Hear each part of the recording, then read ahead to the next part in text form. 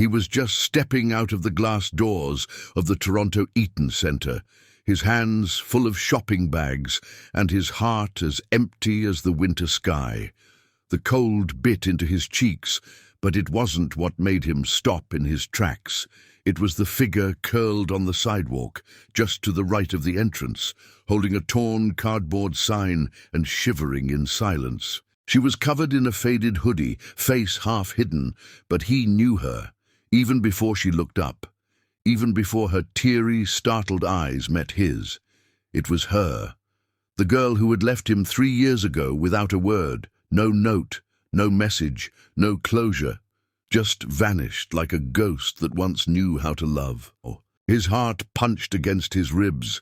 Maya, the name exploded in his head. He remembered the way she used to laugh when he tried to cook, the way she hummed Leonard Cohen's songs while folding laundry. He remembered the dreams they had shared, the downtown apartment they wanted, the life they had planned, and then she had disappeared. He had searched, called her parents, friends, even filed a missing persons report. Nothing. Eventually, he forced himself to move on, to believe she had chosen to leave him, cruel as that was. Now here she was, trembling in the cold, eyes hollow, cheeks sunken. She looked older, worn, but it was her. He knelt, stunned, and barely got out a whisper. "Maya?" She stared at him, confused, then ashamed. Her lips trembled. "Liam," was all she managed before her voice cracked and tears spilled down her dirty face. People walked past, barely noticing. A world too busy to care. He helped her up, his mind spinning, heart torn. At the nearby cafe, between bites of the first warm food she'd had in days, she told him everything. How her mother was diagnosed with cancer right before she was going to tell him she had been accepted into grad school in Vancouver, how they had no money, how she had quietly left to take care of her mother and worked multiple jobs, lost her scholarship, then her mother, then her home, and she hadn't reached out. "I was ashamed," she said, voice breaking. "You deserved better than the mess I became." Liam couldn't speak. He wanted to be angry.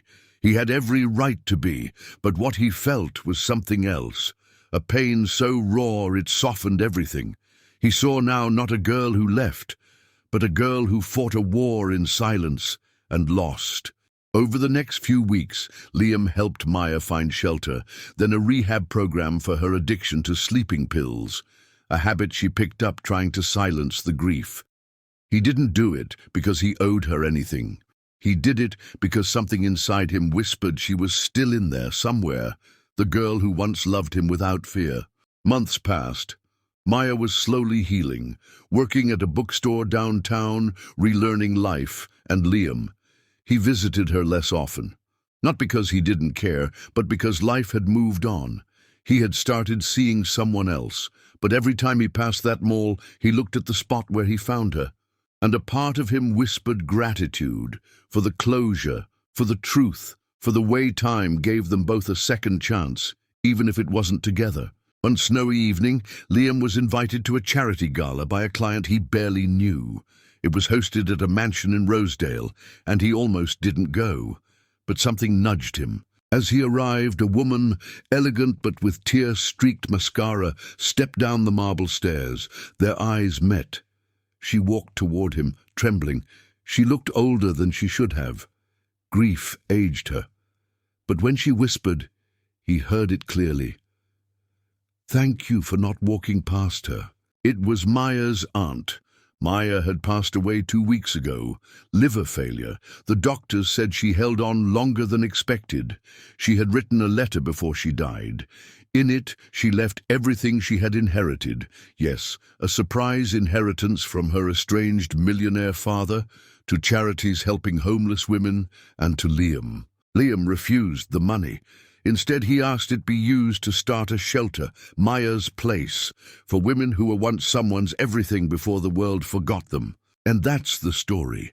That's why he stops at the same mall every December and sits quietly by the spot where he once saw a beggar. Because in that moment, life had shown him how cruel it could be. but also how quietly beautiful second chances are, even when they end with a whisper.